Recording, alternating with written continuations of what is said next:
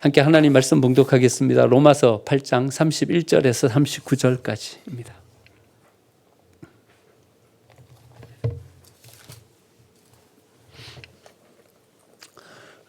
로마서 8장은요, 성경 금반지 중에서 로마서 보석 중에서 그 보석이 반짝 빛나는 그 부분이 로마서 8장이고, 오늘 우리가 읽는 31절에서 39절 말씀은 그 반짝 빛나는 그 부분이에요. 그러면 어쩌면 종교개혁자들이 가장 빛나는 은혜의 말씀이다, 이렇게 생각하는 그 은혜의 본문이 오늘 로마서 8장 31절에서 39절입니다. 로마서 8장 31절에서 39절, 오늘 우리에게 주시는 하나님의 말씀입니다. 그런즉 이 일에 대하여 우리가 무슨 말 하리요? 만일 하나님이 우리를 위하시면 누가 우리를 대적하리요? 자기 아들을 아끼지 아니하시고 우리 모든 사람을 위하여 내주시니까 어찌 그 아들과 함께 모든 것을 우리에게 주시지 아니하겠느냐? 누가 능히 하나님께서 택하신 자들을 고발하리요? 의롭다 하시는 이는 하나님이시니 누가 정죄하리요? 죽으실 뿐 아니라 다시 살아나신 이는 그리스도 예수시니 그는 하나님 우편에 계신 자요 우리를 위하여 간구하시는 자시니라. 누가 우리를 그리스도의 사랑에서 끊으리요? 환난이나 공고나 박해나 기근이나 적신이나 위험이나 칼이랴. 기록된 바 우리가 종일 주를 위하여 죽임을 당하게 되며 도살당할 양같이 여김을 받았나이다 함과 같으니라. 그러나 이 모든 일에 우리를 사랑하시는 이로 말미암아 우리가 넉넉히 이기느니라. 내가 확신하노니 사망이나 생명이나 천사들이나 권세자들이나 현재인이나 장래일이나 능력이나 높음이나 깊음이나 다른 어떤 피조물이라도 우리를 우리 주 그리스도 예수 안에 있는 하나님의 사랑에서 끊을 수 없으리라. 아멘. 옆에 계신 분들과 함께 인사 나누겠습니다. 은혜의 자리에 잘 오셨습니다. 이 자리가 은혜의 자리인 줄 믿습니다. 하나님을 알지 못하는 사람들은요, 이래 말합니다. 일이 잘 되면 이래 말합니다. 와, 오늘 운이 좋네? 이래 말합니다. 여러분, 그런 감정을 느낀 적이 있으시죠? 가는데 신호등이 딱딱 맞게 떨어져. 한 번도 막히지 않고 쭉 끝까지 가. 그러면 오늘 행운이 깃드는 날인가 보네. 뭔가 잘 될 것 같으네. 이런 생각을 가지고 이야기를 합니다. 여러분, 운이 좋네, 행운이 깃들었네, 이래 말하는 이유가 뭘까요? 운이 좋다 이래 말하는 이유는 이 세상을 주관하는 주권자가 있다는 것을 알지 못하기 때문에 운이 좋다고 말합니다. 이 세상에 어떤 뭔가를 경영하고 계획하시는 분이 있다라는 그것을 알지 못하기 때문에 우연히 어쩌다 보니까 일이 잘 풀리고 그래 되네, 내가 행운을 붙잡았네, 이래 생각하게 되는 거죠. 여러분, 이 세상은 어떤 세상입니까? 질서가 없습니까? 어떤 질서도 찾아볼 수 없는 것이 이 세계입니까? 그냥 온통 카오스, 혼란한 상태에 있는 것이 이 세계입니까? 아니에요. 아주 질서정연해요. 제가 50년 넘게 이 세상을 살아봤지만 여름이 지나면 반드시 가을이 왔어요. 가을이 지나고 나면요, 반드시 겨울이 왔어요. 한 번도 제가 살아온 인생 가운데서 여름이 계속된 적은 없었어요. 반드시 가을이 와요. 반드시 겨울이 왔어요. 그러니까 이 세계는요, 어떤 질서 가운데 움직이는 거예요. 질서 정연해요. 질서 정연해요. 사람이 만든 모든 것에는 오차가 있어요. 안 맞아요. 지나고 나면요, 뭔가 흠집이 있고 거기에 오차가 생겨요. 여러분, 세계에서 가장 정교한 사람이 만든 물건 뭔 줄 아십니까? 원자력으로 돌아가는 시계, 원자력 시계가 있어요. 그 시계가요, 가장 인간이 만든 물건 중에 가장 정교해요. 그런데요, 이 시계도 오차가 있어요. 오차가 있어요. 몇만 년 만에 0.01초 틀리는 그것을 발견했어요. 근데 여러분, 그 원자력 시계가 몇만 년 만에 0.01초 틀린다는 것을 어떻게 알아냈을까요? 어떤 기준이 있어야 이게 틀린다는, 오차가 있다는 것을 찾아내죠. 그 기준이 뭘까요? 이 우주의 움직임이에요. 별의 움직임이에요. 여기는 오차가 없어요. 이 세계는요, 오차가 없이 움직여지는 세계예요. 여러분, 오차가 없이 움직여지는 아주 질서정연한 세계라면 여러분, 우리는 뭘 생각할 수 있어요? 이걸 만드신 분이 계시는 거예요. 이 세계를 경영하는 분이 계시는 거예요. 어쩌다 보니까 행운이 깃드는 그런 삶이 아니에요. 어쩌다 보니까 운이 좋아서 신호 한 번 안 막히고 목표지까지 쭉 가게 되는 그런 게 아니라는 거예요. 하나님이 우리를 향한 계획과 섭리 가운데 우리가 우리의 삶을 살아가는 거죠. 성경은 창세기 이렇게 시작하고 있어요. 여러분, 창세기 1장 1절 어떻게 시작합니까? 창세기 1장 1절 뭡니까? 이거 외우셔야죠. 태초에 하나님이 천지를 창조하시니. 이 세계가 우연히 존재하는 게 아니에요. 지으신 분이 계시다는 거예요. 이 세계를 경영하시는 경영자가 계시다는 거예요. 계획한 분이 계시다는 거예요. 어쩌다 보니까 우리가 여기에 살아가는 것은 아니라는 거예요. 여러분, 우리의 존재. 여러분, 어째 생각하십니까? 나. 어쩌다 보니까 이 세계 속에서 내가 여기 자리매김하고 여기서 살아갑니까? 그래서 우리는요, 행운에 어떤 이렇게 기대는 거예요. 운이 좋아야 뭔가가 될 텐데. 뭔가가 잘 풀려야 될 텐데. 여러분, 우리 한국은요, 이게 더 강해요. 왜냐하면요, 우리는 샤머니즘이라는 전통 종교의 기반에 서가지고 거기 위에 불교가 얹어졌고요, 거기 위에 유교가 얹어졌고요. 그래서요, 이 샤머니즘이 불교도 있고 유교도 있고 다 있는 거예요. 운이 좋아야 돼. 운이 좋아야 돼. 그래 생각하는 거예요. 서울여대 교수하고 있는 친구가 한 명 있어요. 젊은 나이에 교수가 됐어요. 근데 다 여학생들이니까 같이 이렇게 모여 있는 자리에서 가끔 이런 질문을 한대요. 교수님, 어째야 좋은 배우자를 만나요? 목사님이니까. 목사님, 어째야 좋은 배우자를 만나요? 그러니까 안 믿는 사람들, 아이들도 있고 그러니까 이 교수님이 뭐라고 대답할까 고민하다가 이래 이야기를 했대요. 운이 좋아야 된다. 운이 좋아야 된다. 만남이라는 것은 얼마나 우리 삶에 있어서 복된 삶이냐. 누굴 만난다는 것은 그 사람으로부터 영향력을 받고 그 사람을 통해서 길을 정하고 그 사람을 통해서 내가 뭔가를 얻고 만남이라는 것보다 더 중요한 것은 없다. 그러니까 누굴 만나는가에 따라서 우리의 인생이 달라지는 거예요. 좋은 만남은 운이 좋아야 된다. 운이 좋아야 좋은 만남을 가질 수 있다. 그리고는 이렇게 덧붙였대요.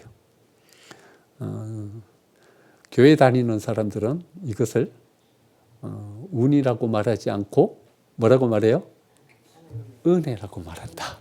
이렇게 한마디 덧붙였대요. 사람들은요, 세상 사람들은 이걸 운이라고 말해요. 행운이라고 말해요. 그런데 우리는요, 이걸 행운이라고 말하지 않고 은혜라고 말해요. 왜냐하면 이것을 경영하는 그분이 우리에게 주신 거예요. 이 모든 것들을 계획하고 계신 그분이 우리에게 주신 거예요. 우리가 가진 것들을 한번 이렇게 봐보세요. 남편, 아내가 간혹 원망스럽고 뭐 그런 어떤 면들이 보이긴 하지만 여러분 가만히 생각해 보면 얼마나 은혜예요. 은혜예요. 우리 자녀들을 한번 생각해 보세요. 때로는 쏙삭히고 때로는 우리의 마음을 아프게 할 때가 있지만은 그 아이들을 생각해 보면 얼마나 은혜예요. 얼마나 귀해요. 뭘 주면 이 아이들을 바꾸겠어요. 뭘 준다 해도 바꿀 사람 아무도 없을 거예요. 우리에게 가장 소중하고 가장 귀한 것을 우리에게 허락해 주신 거죠. 그러니까요, 하나님은 우리에게 은혜를 주신 거예요. 어쩌다 보니까 이 아이가 내 아이가 된 것이 아니라, 어쩌다 보니까 우리가 여기에서 이 삶을 살아가고 있는 것이 아니라 하나님이 우리에게 은혜를 베풀어 주신 거죠. 사도 바울이 이렇게 고백해요. 31절 32절. 그런즉 이 일에 대하여 우리가 무슨 말을 하리요? 만일 하나님이 우리를 위하시면 누가 우리를 대적하리요? 자기 아들을 아끼지 아니하시고 우리 모든 사람을 위하여 내주시니까 어찌 그 아들과 함께 모든 것을 우리에게 주시지 아니하겠느냐. 저는요, 여기에 마음이 이렇게 머물렀어요. 내주시니까, 우리에게 주시는 이가, 주시는 이가. 하나님은 어떤 분이신가 하면요, 우리에게 뭔가를 주시는 분이세요. 근데 뭐까지 주시냐 하면요, 자기 아들까지 주시는 분이에요. 자기 아들까지 우리에게 주시는 분이에요. 자기 아들까지 우리에게 내어주시는 이가 우리에게 뭔들 안 주시겠냐. 그러니까 우리는 하나님의 은혜 가운데 살아가고 있는 존재이다. 그것을 사도 바울은 이야기하고 있는 거죠. 그런데 여러분, 하나님께서 우리에게 주신 은혜 중에서 가장 소중한 은혜가 어떤 은혜죠? 그럼 어떤 은혜가 여러분들에게 주신 가장 큰 은혜 같습니까? 나라는 존재가 여기에 있게 된 것, 내가 이 세상 속에서 많은 것들을 누리며 어떤 지위를 가지고 살아갈 수 있게 된 것, 그래도 이 건강을 가지고 지금 이 삶을 영위하면서 살아가게 된 것, 모든 것들이 다 은혜이죠. 제 주변에도요, 제 친구 가운데도 말씀 준비하면서 이렇게 손가락으로 꽂아봤더니요, 이미 세상을 떠난 사람이 10명도 더 넘어요.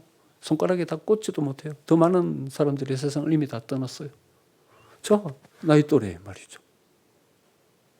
힘겹게 어렵게 저의 처지를 이렇게 생각해 보면서 아이고 요즘 좀 힘들다 싶은데 주위를 둘러보니까요, 저보다 더 힘겹고 어려운 분들이 더 많아요. 다니엘 기도에 기도 제목으로 올라온 걸 보니까는요, 나는 내놓지도 못하겠더라고요. 얼마나 절박한 상황 가운데 세워진 사람들이 많아요. 정말 은혜 가운데 우리의 삶을 살아가고 있죠. 그런데요, 이런 은혜라고 생각될 만한 수많은 은혜보다도 더 값진 은혜가 있어요. 그 은혜가 뭘까요? 사도 바울이 이야기하고 있는 진짜 소중한 은혜는 하나님께서 우리를 구원해 주신, 하나님의 자녀로 우리를 삼아 주신 그 은혜가 우리가 하나님으로부터 받아 누린 가장 복된 은혜라는 거죠. 우리 찬양팀이랑 같이 이 찬양을 한번 이제 하려고 준비하고 있어요. 내 인생에 있어서 가장 복된 일이 뭘까? 그것은 내가 하나님을 만난 것이다. 이런 고백의 찬양이에요. 그 찬양을 우리가 좀 연습해 갖고 한번 부르려고 그래요. 여러분, 우리의 인생에 가장 복된 일이 뭘까요? 내가 하나님을 안 거죠. 내가 하나님을 믿게 된 거죠. 내가 하나님의 자녀로 세움받은 거죠. 이 은혜가 우리가 누리는 모든 은혜보다도 가장 복된 은혜인 것이죠. 이 은혜를 사도 바울은 이렇게 표현해요. 그런즉 이 일에 대하여 우리가 무슨 말을 하리요? 이렇게 표현해요. 그런즉 이 일에 대하여 우리가 무슨 말을 하리요? 이러면 약간 문어체라고 가지고 우리 가슴속에 확 와닿지가 않아요. 그런데 이 말을 좀 풀어서 이야기하면 이런 말이에요. 말로 표현할 방법이 없네. 이 말이에요. 이 은혜를 무엇으로 표현할 수 있겠냐? 말로 해가지고 이 은혜를 어떻게 설명할 수 있겠냐? 이 말인 거예요. 그런즉 이 일에 대하여, 우리를 구원해 주신 이 일에 대하여 우리가 무슨 말을 하리요? 말로 이것을 어떻게 설명하고 표현할 수 있겠냐? 이렇게 고백하고 있는 거죠. 여러분, 예전에 TV 광고 중에 이런 광고가 있었죠. 너무 좋은데, 정말 좋은데 말로 표현할 방법이 없네. 여러분, 이 광고 생각나십니까? 그 뭘 판매하는 광고인지 물건은 제 생각이 안 나요. 그런데 그 광고 카피는 제가 이렇게 생각이 나더라고요. 말로 표현할 방법이 없는 어떤 그런 것을 이렇게 이야기하고 있어요. 사도 바울이 이 구원의 은혜에 대해서 말하면서 이렇게 표현하고 있는 거죠. 여러분, 구원이 얼마나 복된 일이고 얼마나 은혜로운 것인지, 여러분, 내가 말로 어떻게 표현하겠습니까? 이것을 이렇게 이야기하고 있는 거죠. 근데 여러분, 우리는 이 말씀 앞에서 우리 스스로를 향해서 이렇게 한번 질문해 보는 거죠. 여러분, 사도 바울과 같은 이 마음이 우리에게 있어요? 하나님이 우리에게 허락해 주신 이 구원의 은혜, 하나님의 자녀로 우리를 세워주신 그 은혜, 이 세상의 삶이 끝이 아니라 이제는 하나님께서 우리에게 허락해 주신 영원한 하나님의 나라를 누릴 수 있게 된 이 은혜, 이 은혜를 사도 바울이 이야기하는 것처럼 말로 표현할 방법이 없네, 이렇게 표현하는 것처럼 우리는 그렇게 느끼고 있냐는 말이죠. 하나님이 우리에게 건강 주신 게 훨씬 더 감사한 은혜죠. 우리의 삶을 안정되게 평안하게 우리를 지켜주신 은혜가 훨씬 더 크죠. 아니요, 그것보다도 우리를 구원해 주신 이 구원의 은혜가 훨씬 더 복되고 크다, 이렇게 우리가 느낄 수 있어야 된다는 거죠. 사도 바울은 이것을요 6가지 질문 형식으로 우리에게 말씀해 주고 계세요. 31절 한번 보시죠. 질문하는 거예요. 이렇게 질문해요. 우리가 무슨 말을 하리요? 구원의 은혜, 우리가 어떻게 말로 표현할 수 있겠냐? 31절 뒤쪽으로 가면 이렇게 말하죠. 누가 우리를 대적하리요? 구원으로, 이 복음으로 우리를 하나님의 자녀로 세워주셨는데 누가 우리를 대적하겠냐? 이렇게 말씀하시는 거죠. 32절, 그 아들과 함께 모든 것을 우리에게 은사로 주시지 아니하겠느냐. 우리에게 은혜와 은사, 힘과 능력을 주시지 않겠냐. 33절 이렇게 말하죠. 34절 같이요. 누가 우리를 고발하겠냐. 누가 우리를 정죄하겠냐. 질문해 보는 거예요. 질문하는 이 말은 어떤 말이에요? 하나님께서 이 모든 것을, 이 값진 은혜를 우리에게 주고 계시다는 사도 바울의 그 감동의 마음을 우리에게 이렇게 표현하고 있는 거죠. 마지막 35절 이렇게 말해요. 누가 우리를 그리스도의 사랑에서 끊으리요? 아무것도 끊을 수 없다. 하나님을, 우리를 사랑하시는 그 사랑에서 끊을 수 있는 것은 아무것도 없다. 이것을 이런 감동의 표현으로 표현하고 있는 거죠. 여러분, 사도 바울의 이 마음을 우리에게로 조금 가져왔으면 좋겠어요. 우리에게 이런 기도 제목이 생겼으면 좋겠어요. 성령 하나님, 내가 이 사도 바울의 감격과 감동을 나도 좀 체험하고 누리게 해주세요. 사실 맞거든요. 하나님이 우리에게 주신 모든 것들은 다 없어져요. 하지만 영원히 누릴 하나님의 은혜는 하나님 우리를 구원해 주신, 하나님의 자녀로 삼아주신 그 은혜인 거죠. 그러니까 이 은혜의 감격을 가지고 우리의 삶을 살아갈 때 그것은 진짜 하나님께서 우리에게 허락해 주신 은혜에 감사하는 진짜 찐 감사를 가지고 하나님 앞에 설 수 있게 되는 거죠. 하나님 근데 왜 우리에게 이 은혜를 베풀어 주고 계셔요? 하나님 우리에게 이 은혜를 베풀어 주시는 것은요, 우리를 사랑하시기 때문에. 우리를 사랑하시기 때문에. 우리를 사랑하신 그 사랑은요, 우리는 가끔 의심하게 돼요. 어떨 때 의심하게 돼요? 어려울 때요. 시험에 들 때. 내가 원치 않는 어떤 환경 가운데 서게 될 때, 일이 잘 안 풀릴 때, 여러 가지 힘든 상황 가운데 놓여지게 될 때 우리는 이런 사랑을 의심하게 되죠. 근데 사도 바울은 35절, 36절, 37절 보면요, 이거는 우리가 의심해서는 안 되는 것이다 이렇게 말해요. 35절 한번 보죠. 누가 우리를 그리스도의 사랑에서 끊으리요? 환난이나 공고나 박해나 기근이나 적신이나 위험이나 칼이라, 이런 것들이 우리에게 닥친다는 거예요. 환난도 닥치고 공고도 닥치고 박해도 오고 기근도 오고 온다는 거예요. 36절 보세요. 우리가 종일 주를 위하여 죽임당하게 되며 도살당할 양같이 여김을 받았나이다. 여러분, 도살당할 양, 이제 키울 양이 아니라 이제 오늘 저녁거리로 먹을 양으로 구분해놨어. 그 양의 운명은 어떻게 되는 거예요? 오늘 저녁에 죽어가지고 이제는 그렇게 될 운명인 거예요. 우리가 만약에 이런 운명 가운데 섰다면 여러분 어떻게 될까요? 다윗은요, 이런 운명 가운데 섰을 때가 있었어요. 사울이 군사를 가지고 추격하는 거예요. 잘 훈련된 군사를 추격하니까요, 이제 이스라엘 땅에서는 어디 도망할 데도 없는 거예요. 어디로 도망했냐 하면요, 블레셋 아기스 왕 앞으로 도망을 한 거예요. 블레셋은 어떤 나라입니까? 이스라엘의 적국이에요. 그러니까 얼마나 다급했든지 이스라엘의 적국으로 도망할 수밖에 없는 그런 상황 가운데 놓였어요. 그런데 적국으로 도망하고 아기스 앞에 서고 보니까 아기스가 고개를 갸우뚱 하는 거예요. 야, 이 사람이 우리 블레셋과 전쟁할 때 군대 장관이 돼가지고 우리 블레셋에서 수많은 병사를 죽인 사람인데, 아기스 왕 앞에 선 신하들도 이래 말하는 거예요. 정신 차리세요. 정신 차리세요. 이스라엘 백성들이 뭐라고 말하던 사람입니까? 사울은 천천히요, 다윗은 만만이라 하던 그 사람 아닙니까? 우리 블레셋을 공궁으로 몰아넣었던 사람입니다. 정신 차리세요. 이래 말하는 거예요. 다윗이요, 이 소리를 듣는데 마음이 다 녹아져 버린 거예요. 도망할 데가 없어요. 고국으로도 돌아갈 수 없어요. 여기서도 이제는 아기스가 믿어주지 않는 그런 절박한 상황 가운데 서는 거예요. 이제는 죽게 된 거예요. 얼마나 절박했던지 다윗이요, 미친 채 했어요. 정신 나간 사람처럼 이 연기를 했어요. 그냥 침을 수염으로 이렇게 질질 흘러는. 여러분, 우리가 그 장면을 이렇게 읽으면서 다윗이 얼마나 절박했을까 한번 그 상황을 한번 이렇게 마음에 담아보는 거죠. 자기 목숨이 도살당할 양처럼 백척간두에 서 있는 거예요. 이제 곧 죽게 된다 할지라도 의심할 것 없는 그런 상황 가운데 세워진 거예요. 여러분, 말씀을 준비하면서 이런 생각을 해봤어요. 다윗이 이 상황 가운데 세워져 있으면서도 하나님이 다윗을 사랑한다는 그 사랑을 확신했을까? 하나님이 자리를 지켜주고 있다는 그 믿음을 가지고 여기 섰을까? 그 마음을 가져보게 되는 거죠. 근데 다윗은요, 시편을 읽어보면 이 상황 가운데서도 하나님을 의지하고 믿음을 가지고 서 있는 것을 보게 돼요. 오늘 읽은 이 바울의 고백의 말씀처럼 말이죠. 엘리야도 한번 생각해 봤어요. 여러분, 엘리야가 아합과 이세벨이 통치하는 시대에 선지자로 활동했던 사람 아닙니까?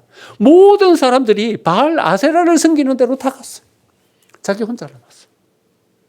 갈멜산에서 대결을 벌리는 거예요. 850명의 바알 아세라 제사장들. 이쪽 여호와를 섬기는 사람 쪽에는 한 명, 엘리야 한 명. 여러분 비교를 해보세요. 850명 대 1. 이게 뭐 대결이 되겠습니까? 그런데 하나님이 엘리야의 손을 들어주셨어요. 거기에 불이 내려서 그 모든 것을 다 불태워 버렸어요. 제사를 받아주신 거죠. 참 신이신 것을 증명해 주신 거죠. 그 용기를 얻어서 엘리야가 일어나서 850명의 제사장을 다 돌이켰어요. 그런데 정신을 차리고 보니까 여전히 자기 혼자인 거예요. 이세벨은 기세가 등등해서 이렇게 말하는 거예요. 엘리야, 너 오늘 저녁에 죽었다. 내가 너를 죽이지 않고는 내가 저녁을 먹지 않겠다. 이런 어떤 마음의 강인함을 가지고 엘리야를 향해서 죽음을 선포하는 거예요. 엘리야가 사방을 둘러보니까 자기 현실이 눈에 딱 보이는 거예요. 큰일 났다. 이제는 죽게 되었다. 광야로 도망을 하는 거예요. 도망하면서 하나님 앞에 기도하는 거예요. 하나님, 모두 다 바알에게로 아세라에게로 갔고 나 홀로 남았나이다. 이런 질문을 여기서 또 저는 해봤어요. 그때 엘리야는 이런 절박한 상황 가운데서도 하나님이 자기를 지켜주고 계신다는 믿음을 가지고 섰을까? 하나님이 나를 인도해 주시고 하나님이 나와 함께 계시고 여전히 나를 붙잡고 계신다는 믿음을 가지고 섰을까? 고난 가운데 서면요, 우리는 그 하나님의 사랑을 의심하게 되는 거죠. 하나님이 나를 떠나셨나 보다. 하나님은 더 이상 나를 사랑하지 않으시나 보다. 하나님은 더 이상 나에게 도움의 손길을 베풀어 주고 계시지 않는가 보다. 그러나 하나님은 엘리야를 로뎀나무 아래에 눕히시잖아요. 그리고 그를 다시 회복시켜 주시잖아요. 까마귀를 통해서 그를 먹이시고 기력을 다시 돋구어 주시잖아요. 하나님은 우리를 떠나지 않으세요. 우리를 붙잡으신 그 손을 놓지 않으세요. 설사 우리는 우리의 삶을 포기할지라도 하나님은 우리의 삶을 포기하지 않으세요. 여러분 믿으십니까? 이 믿음을 가지고 서야 된다는 거죠. 하나님이 우리를 어떻게 사랑하시는지 그 사랑의 확신을 가지고 서야 하는 거죠. 사도 바울은 이 믿음의 확신을 가지고 섰어요. 그리고 하나님이 그 사랑을 우리에게 선포하면서 우리가 이 믿음을 가지고 서기를 원하시는 거죠. 여러분, 하나님이 왜 사도 바울을 통해서 일하셨을까요? 왜 베드로가 아니고 사도들이 아니고, 물론 베드로와 사도들은 말씀을 기록하고 하는 것으로 쓰임 받았어요. 왜 교회를 세워가고 은혜의 역사를 이루는데 사도 바울을 통해서 역사하셨을까요? 제자들의 고백에서 발견할 수 없는 하나님의 사랑에 대한 확신이 사도 바울에게는 있었어요. 말씀으로 보자면요, 직접 말씀을 들은 제자들이 훨씬 더 뛰어났죠. 제자들은 예수님께 직접 말씀을 들었으니까. 이제 사도 바울은 간접적으로 들은 거예요. 그 말씀을 증거하고 말씀을 세우는 일에 쓰임받기에는 여러분 사도들이 훨씬 더 낫죠. 부활을 증거하는 데는, 복음이 부활 아닙니까? 복음의 부활을 증거하는 데는 이 제자들이 훨씬 더 낫죠. 빈 무덤을 다 체험했어요. 부활하신 예수님을 직접 만나기도 했어요. 그래서 사도 바울은요, 빈 무덤도 못 봤고요, 부활하신 예수님을 나중에 다메섹 도상에서 환상 가운데 만난 거예요. 그런데 왜 제자들이 아니고 사도 바울일까요? 왜 사도 바울인가 하면 하나님의 사랑에 대한 확신이 있는 사람만 고난을 이길 수 있어요. 하나님의 사랑에 대한 확신이 있는 사람만 환경을 헤쳐갈 수 있어요. 내일 아침 새벽 예배 때 민수기 9장을 읽을 텐데요. 민수기 9장에 보면 이런 얘기가 나와요. 이스라엘 백성들이 시내산에서 이제 1년 머물러요. 11개월 머물렀어요.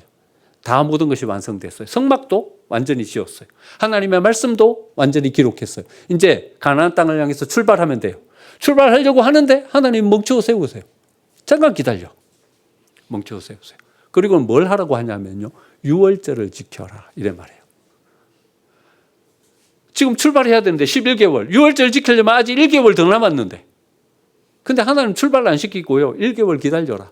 그리고 유월절 지키고 출발해라. 이래 말해요. 여러분 유월절이 뭡니까? 유월절이 어떤 절기죠? 이스라엘이 애굽에서 나온 절기예요. 그때 이스라엘은 뭘 체험했냐면요. 하나님께서 그 백성을 따로 구분해서 세우시는 것을 체험했어요. 그들을 지키시고 그들을 보호하시는 것을 체험했어요. 하나님께서 그 백성을 얼마나 사랑하시는지 사랑을 거기서 체험했어요. 하나님이 어떤 재앙도 어떤 환난도 이스라엘 백성들을 해하지 못하도록 보호하시고 지켜주셨어요. 이제 너희들이 광야를 향해서 가야 되는데 가나안 땅을 향해서 가야 되는데 이 확신, 이 믿음을 가지고 출발해야 된다. 하나님이 이스라엘을 어떤 선택의 백성으로 세우고 계시고 어떤 마음으로 사랑하고 계시는지 그 사랑에 대한 확신을 가지고 출발해야 된다. 그래야 나아가는 광야를 이길 수 있는 것이고 가데스 바네아에서 약속의 땅을 향해서 나아갈 때 어떤 길을 선택하며 나아가야 할 것인지 확신을 가지고 설 수 있다. 붙잡아 세우시는 거죠. 여러분 하나님에 대한 우리를 향한 사랑의 확신 없이 우리가 우리의 길을 갈 수 있습니까? 못 갑니다. 파도가 훨씬 더 크게 보입니다. 예수님 보이지도 않아요. 물에 빠져들게 될 것입니다. 하지만 하나님께서 우리를 멈추어 세우시는 이유는 이 믿음을 가지기를 원하시는 거죠. 그럼에도 불구하고 하나님은 우리를 사랑하신다. 세상의 어떤 것도 여러분 이렇게 쭉 다 나열하고 있잖아요. 내가 확신하노니 38절 사망이나 생명이나 천사들이나 권세자들이나 현재일이나 장래일이나 능력이나 높음이나 깊음이나 다른 어떤 피조물이라도 사도 바울이 아마 지면이 더 허락돼 갖고 더 열거할 것이 있으면 더 열거했을런지도 모르겠어요. 그 어떤 무엇도 하나님께서 우리를 향한 그 사랑 끊을 수 없다. 선포하고 있는 거죠. 여러분 우리에게는 하나님께서 우리를 사랑하신다는 확신이 있으십니까? 하나님께서 우리 생명생교회를 자기 피로 값주고 사신 교회라는 믿음이 있으십니까? 이 사랑과 믿음 없이는 교회 못 지킵니다. 이 사랑에 대한 확신 없이는 우리의 믿음의 길 못 갑니다. 조금 환난이 닥치고 조금 어려움이 있으면 믿음을 내려놓지 여러분 파도에 맞서지를 못합니다. 하지만 우리 안에 이 사랑에 대한 확신이 있으면 우리는 그 길을 갈 수 있고 믿음을 지키고 하나님의 교회를 세워가게 될 줄 믿습니다. 이 사랑의 마음을 가지고 우리가 서는 것 여기에서 우리는 한 발자국 더 나아가야 됩니다. 마지막으로 우리 안에 필요한 것은 뭐냐 하면 이 사랑으로 우리 이웃을 사랑할 수 있어야 합니다. 여러분 하나님이 우리를 어떤 사랑으로 사랑하셨어요? 우리가 죄인이었을 때 우리를 하나님을 향해서 반역할 그때에도 하나님은 자기 아들을 십자가에 내어주시면서 죽기까지 하면서 우리를 사랑해 주신 거예요. 진주족의 사랑이에요. 내치지 않고 자기를 아프게 하고 힘들게 하는 그것을 분비액으로 감싸고 감싸면서 우리를 사랑하시는 사랑인 거예요. 우리는 연약해서 하나님의 사랑처럼 그런 사랑을 만들지는 못할 것입니다. 하지만 이 도전이 우리에게 있어야 합니다. 우리 상처 주고 아픔 주는 사람 내쳐야 합니까? 그건 진짜 사랑을 모르는 사람입니다. 하나님이 우리를 어떻게 사랑해 주셨는지 그 사랑을 모르는 사람입니다. 하나님의 사랑을 알고 나면 우리는 어떤 사랑으로 이웃을 끌어안을 수 있어야 되냐 하면 우리를 아프게 하고 힘들게 할지라도 끌어안고 우리의 가슴 속에 품을 수 있는 사랑을 가지고 나아갈 수 있어야 합니다. 다니엘 기도회를 하면서요, 제게 남는 한마디 말씀이 있었어요. 한 강사분이 끄트머리쯤에 이런 말씀하시더라고요. 내가 너를 종으로 세우길 잘했다. 자기는 이 말을 듣는 것이 자기의 인생에 있어서 자기의 삶의 사역과 삶에 있어서 너무나도 보람된 일이었다. 하나님이 그거 인정해 주시면 됐다. 이렇게 고백하더라고요. 내가 너를 나의 종으로 세우길 잘했다. 근데 저는요, 이 말씀이 이렇게 들렸어요. 나는 이 칭찬 받을 수 있나? 나는 이 칭찬 받을 수 있나? 강경경 목사, 내가 너를 생명샘교회 담임 목사로 세우길 잘했다. 이렇게 칭찬받을 수 있는가? 여러분들은 어떠십니까? 아무개 권사님, 내가 너를 생명샘교회 권사로 세우길 잘했다. 아무개 집사님, 내가 너를 생명샘교회 집사로 세우길 잘했다. 칭찬받을 수 있는가? 비록 우리 앞에 고난이 있을지라도 적어도 우리가 후회 없는 삶을 살아가야 되지 않을까? 그 삶을 살아가게 하는 가장 중심에 있는 것이 저는 바로 하나님께서 우리에게 허락해 주신 이 사랑이다 생각합니다. 진주족의 사랑을 가지고 우리의 삶을 세워가고 그 사랑으로 하나님의 교회를 세워갈 때 우리는 하나님께서 기뻐 받으실 만한 인생으로 우리의 삶을 세워가고 하나님이 기뻐하시는 교회로 우리 교회를 세워갈 줄 믿습니다. 이 도전을 가지고 우리의 신앙의 새로운 행보의 첫 발을 내딛는 저와 여러분이 되시기를 간절히 축원드립니다. 아멘.